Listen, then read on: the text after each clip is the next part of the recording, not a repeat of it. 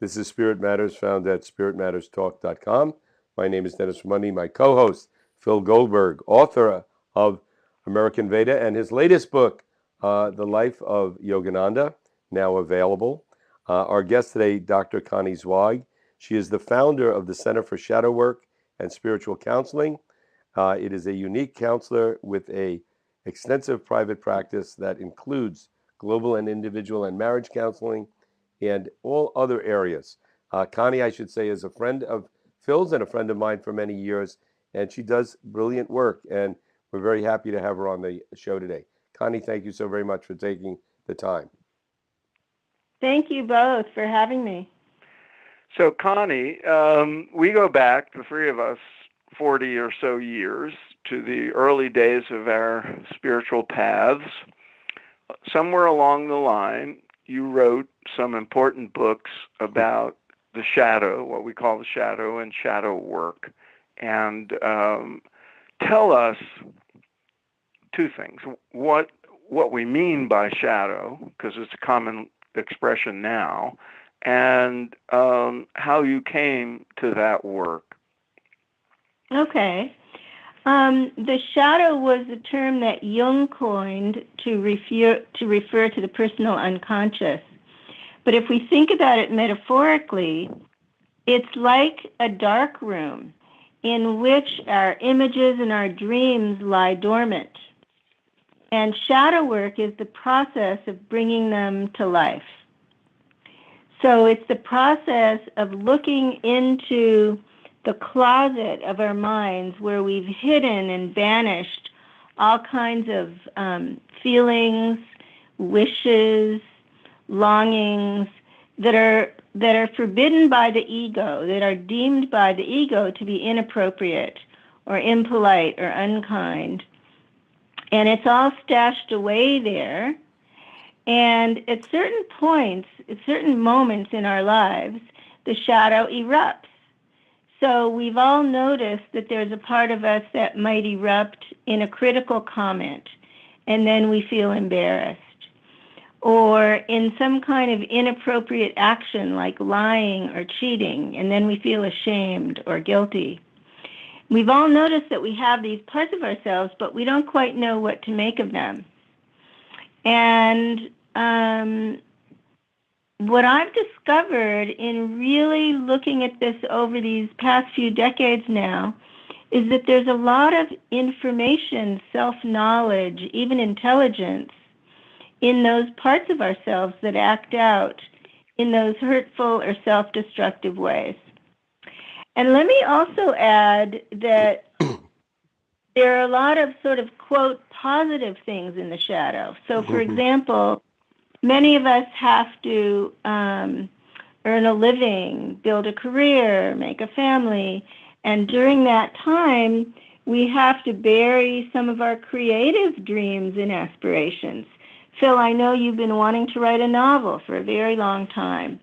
Most people have some kind of a lost creative fantasy. And that too is buried in the shadow, and I call that the gold in the dark side. Also, in our spiritual lives, which is really the focus of your podcast, we often banish to the shadow our own spiritual authority, our own light, our own potential, divine potential, we could say, our higher self. And then what happens is we give it away to a teacher. We project it, we unconsciously attribute it to somebody we believe to be more evolved, more wise than we are. And so that too can go into the shadow. So there's this sense that almost anything about us can be repressed into the darkness, and almost anything about us can be lived out, right, by the ego's story, and they kind of develop in tandem with each other. Something gets expressed, and something else, as a result, gets repressed into the shadow. Mm-hmm. Can you, Go ahead. about the second part of my question, I'm curious how you came to this emphasis in your work, and what was it about shadow work that attracted you as a professional, and how did it affect your own spiritual development? So we were all in the TM movement together, the three of us. And I spent about a decade doing a lot of meditation practice. And there was a slow process of disillusionment that happened for me in the community and with Maharishi. And as that took place, kind of gradually inside of me, I became disheartened. Not so much with the knowledge, which I thought was extraordinary, not so much with the promise, but with the reality, the human reality of what was going on around me. And I struggled to try to make sense of that. And when I moved back to Los Angeles, I began to work as a journalist and eventually moved into publishing. And I was at the time studying Carl Jung and depth psychology, and I decided to publish this anthology of writings about the shadow. It was called Meeting the Shadow. And to my surprise, it took off. It was a big hit, and I discovered that there was a big need in the collective to understand the complexity of human nature. And my longing for the light, which really kind of drove my life in my 20s, then kind of turned and became a longing for the dark, a longing to understand the depths of the human soul rather than the heights of our spiritual potential. And I never stopped doing spiritual practice, and I never stopped exploring our higher possibilities, but I began to ground myself in psychology. I went to graduate school, got my doctorate in depth psychology, and began to understand the complexity much more of my own journey and other people's journey, because so many of us baby boomers, we explored spirituality before we established ourselves in the world. Right. So we didn't have a foundation. We didn't have an emotional or financial foundation for some of the really transcendent experiences that we were having. Right. So my search became about how to integrate all that. Right. How to build, how to join psychology and spirituality in a much bigger vision, in the way that so many thinkers have done now, Right. Right. Let me ask you, I wanted to ask you, Connie, to interject here.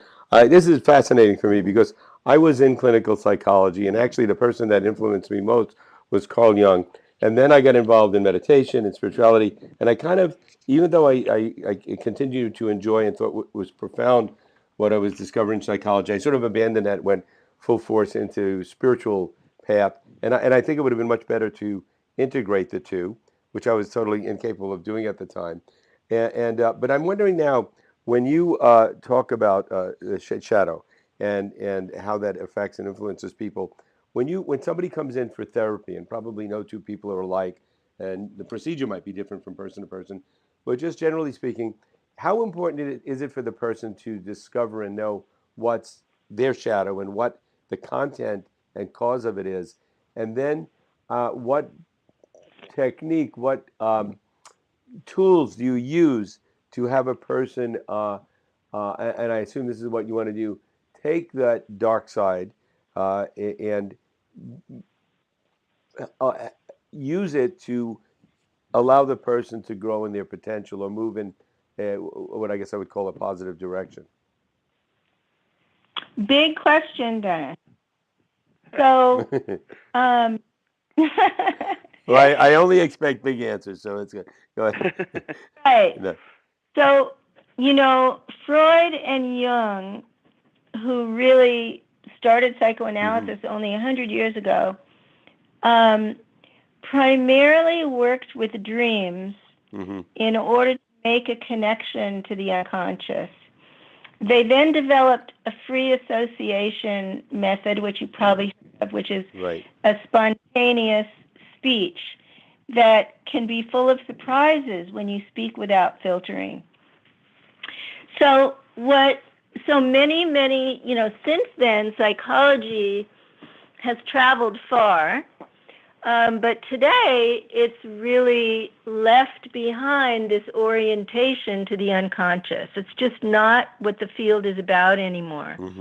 There are a few private psychoanalytic institutes, but most of the graduate schools are no longer teaching an orientation to the shadow or to the unconscious. So it's all about the brain now and behavior. So, which for me is tragic.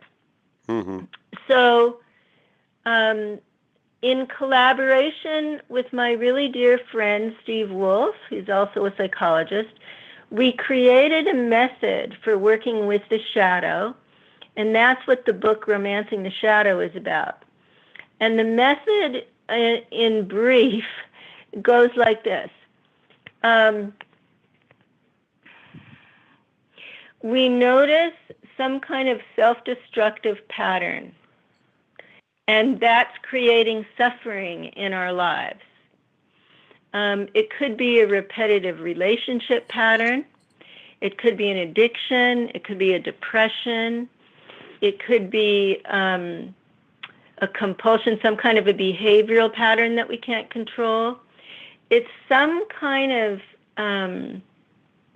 energy that takes us over, that feels bigger than us, and we can't control it for a moment, and it erupts in some way, and we're shocked, and we're ashamed, and we're guilty, and then it recedes again. And we have terrible suffering because this pattern repeats itself. So it could be cheating in a relationship. It could be overeating. It could be I can't meditate. I resist. I know I should meditate or go to yoga, but I resist. It could be we can't do what's good for us, or we do something that's not good for us. So this brings people into therapy. And what we do in our method is we help people to identify 3 cues that this particular energy is coming up from the unconscious. And the first cue is the inner dialogue. So what am I saying to myself every time this happens? And we find that it's always the same thing. I always say to myself, I'm feeling anxious, or I'm empty, I feel empty, or nothing matters, or I can't control it, or I'm bad, I'm a victim. And it's always the same internal dialogue. So then they have one cue that this is about to happen. And they connect that cue to emotionally, what are the feelings that are going on with that inner dialogue? And then to the body, what are the physical sensations?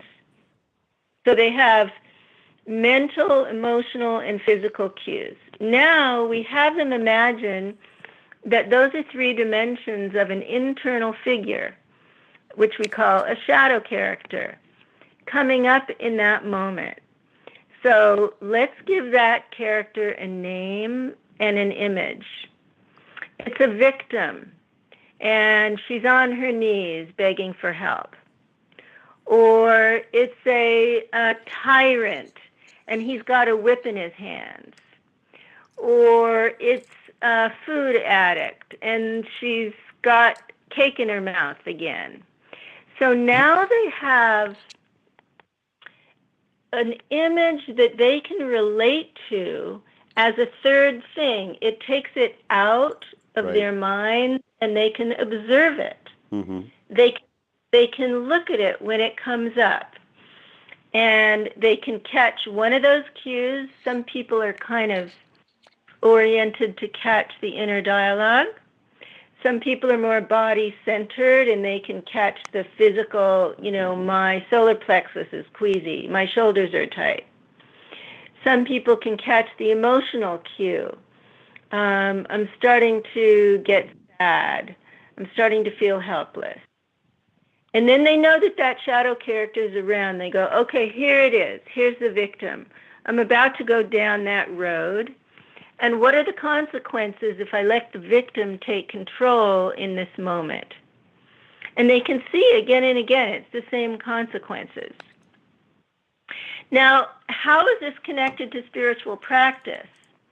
Because this is not psychology in the conventional sense of managing the ego. Now we're going to use our willpower to control this. This is not what we're doing with shadow work. What we're doing is linking this powerful unconscious process to the spiritual practice that allows us to center in the higher self, center in spirit, center in presence, whatever we call it, center in our divine nature. The name doesn't matter to me. But if we can begin to meditate and center, or do martial arts and center, or do breath work and center, do yoga practice and center, then we have a way to sit inside ourselves and begin to observe that shadow character coming up. Then, even if we just have a nanosecond, we have a moment in which to catch it, and we can choose to behave differently. Rather than being, our old word, overshadowed. Mm-hmm. Rather than being overshadowed by that energy, which is what typically happens for most people, instead, we can observe it and catch it and do something different. Well, this time I'm not going to eat the cake. This time I'm going to go out for a hike instead.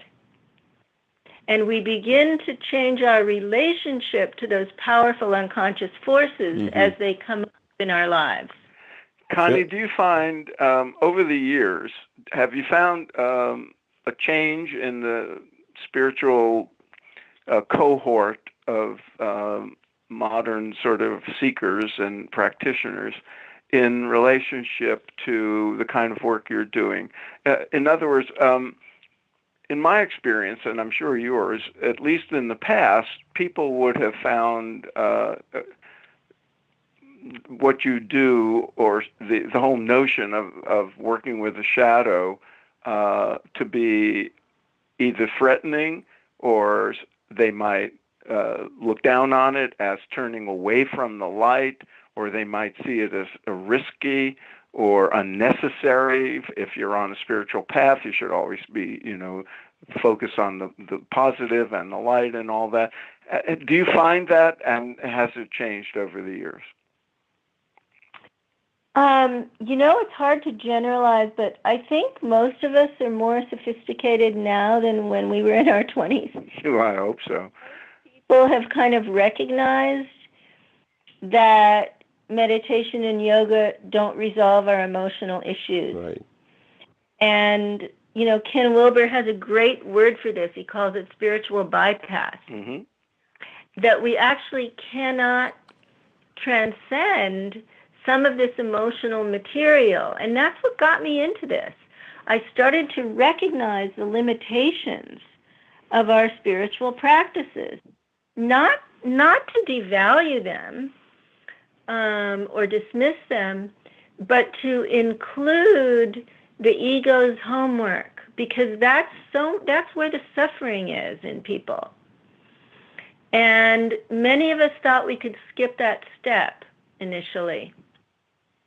So, transpersonal psychology came along in the 70s, and a lot of those teachers tried to build the bridges between the ego's work and spiritual practice. And this is kind of an extension of that. I mean, this is not, this doesn't come out of the blue, what Steve and I created. It's really a way to integrate emotional development with spiritual evolution. Mm-hmm. Let me ask you, I think, yeah, Connie, along those lines, I'm just curious now in terms of the therapy. Uh, for yourself, do you need to see a therapist? And also, those people that you do see at some point, are they given the tools so that they are not continually having to see a therapist? Because that was one of the concerns, I think, with psychotherapy, was the dependence upon the psychotherapist over time. And different schools later on dealt with that in different ways. But do you give tools that people work on and then occasionally check in with the therapist, or is each session and continual sessions important? I think this is really individual. Mm-hmm. There are people I work with maybe a half a dozen sessions, and they have the practices they need for the rest of their lives. I have other people I've seen for 10 and 15 years because they've wanted a mentor. Mm-hmm. And I've guided them through many, many dimensions of their lives. So it's really individual. It's not about creating dependency. It's about their choice. And I'm retiring from my clinical practice in 30 days now. Mm-hmm. So some of these people are really looking at this question that you're asking, what do they need now to separate from me and do their own work? That's a really important question, Mm-hmm. but that's a question that we also asked with our spiritual teachers too. Mm-hmm. Mm-hmm. Right. Because we became engaged with them because we were young. We became engaged and involved with them in a way that kind of recapitulated parent-child dynamics. Right.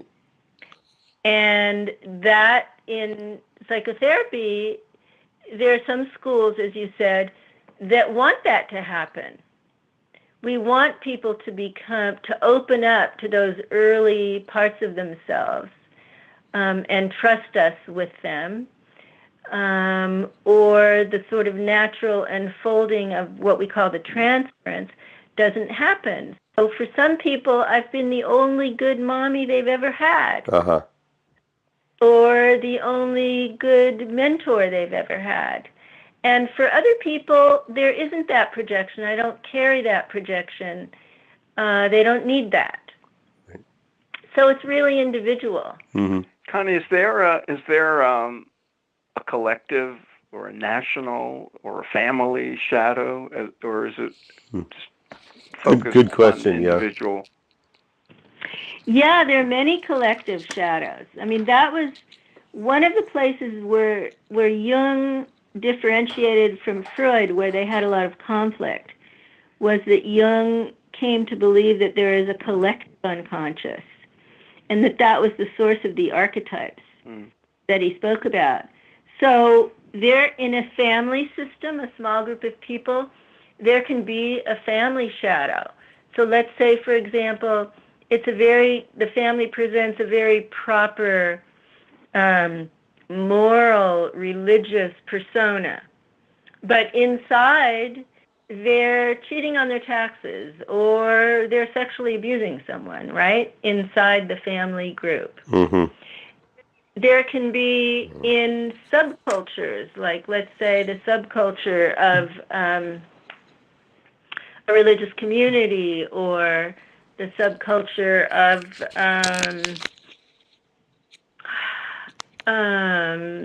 any sort of kind of tribal small group can have its own persona and its own shadow issues. I mean, we found that in spiritual communities. Right. There are shadow issues. Gee, I just watched on Netflix. Yeah, we did too. I know where you're going. Wasn't it great? You watched? Oh, yeah, yes. Rajneesh. Yeah, it was really well done. So, but by the way, Connie, I have to say, we interviewed the doctor, his personal physician. Phil and I interviewed him last year. But I wish I had watched a documentary before I interviewed him. We'd like to get him back on because I could have gone in a whole other. There was a lot more I know now than I would have asked. Yeah, fascinating. So there was a collective shadow in Osho's community because there was a kind of a trance that went on. Right. There was a kind of a blindness because there was so much projection and there was so much kind of giving up of critical thinking. Right. And so there's a shadow that forms. Let me ask you this, Connie. We have about 5 minutes left, and I'll turn it over to Phil. But I really want to ask this question along these lines. When we were involved in spiritual practice in a group, whether it's TM or any other group, there's always some goal. At the end, you're going to get in a higher state of consciousness, or if it's a religious group, you're going to go to the happy hunting ground or whatever it is. Do you think that goal that it can be counterproductive to somebody's spiritual and just personal growth in life, because they tend, what my experience is people tend to put off what's going on now because there's going to be this bucket of gold at the end of the rainbow where you're being promised something that may never be attainable, but it seems to be all encompassing and just maybe distracting from other things you should be doing for your life. I think many of us had the experience of postponing our human lives because the vision, that we were given of enlightenment or awakening was so great, it was so alluring, that I know for me, I know exactly what went into my shadow because of that. Mm-hmm. I didn't develop my capacity for emotional intimacy in my 20s because I thought I should be celibate. Mm-hmm. I didn't develop my capacity for a career in my 20s because I thought it was irrelevant. I mean, I sacrificed a lot for that dream. And when I kind of woke up from the dream, and I don't want to devalue, I believe there are people who are in higher levels of consciousness. I've met them. I know them well. I'm not, I don't believe that that's a myth. Someone just said to me yesterday, oh, give it all up, that's a myth. No, that's not a myth.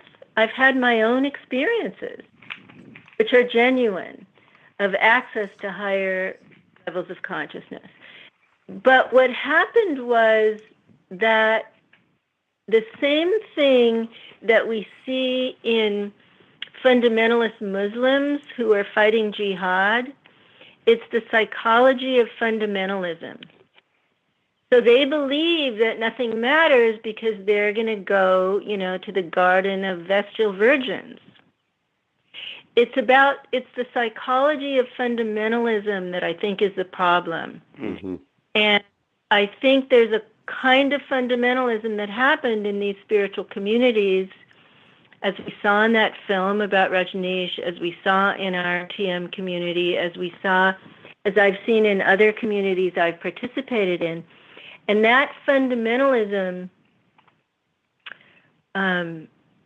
we unconsciously identify with the dogma, with the beliefs, and we lose our own capacity to think for ourselves.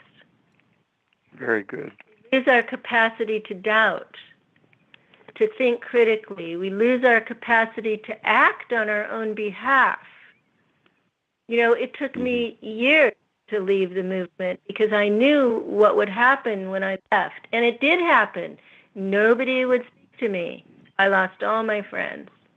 Not Phil and I. You didn't lose me, Connie. Come on.